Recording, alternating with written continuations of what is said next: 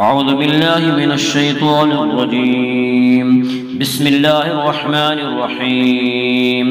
لا أقسم بيوم القيامة ولا أقسم بالنفس اللوامة أيحسب الإنسان أن لن نجمع عظامه بلى قادرين على أن نسوي بنانه بل يريد الإنسان ليفجر أمامه يسأل أيان يوم القيامة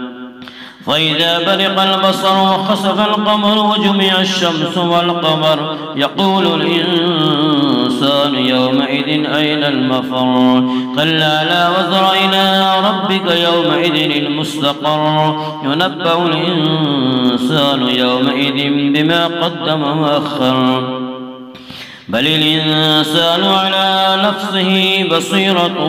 ولو ألقى معاذيره لا تحرك به لسانك لتعجل به إن علينا جمعه وقرآنه فإذا قرأناه فاتبع قرآنه ثم إن علينا بيانه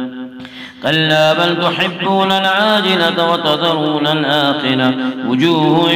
يومئذ ناظرة إلى ربها ناظرة ووجوه يومئذ باسرة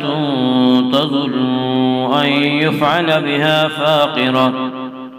كلا إذا بلغت التراقي وقيل من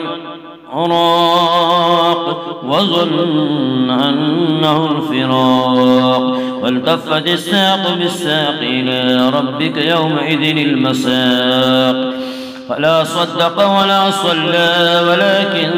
كذب وتولى ثم ذهب إلى أهله يتمطى أولى لك فأولى ثم أولى لك فأولى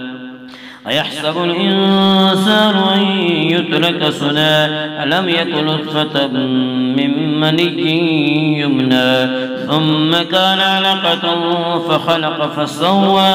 فجعل منه الزوجين الذكر والأنثى أليس ذلك بقادر على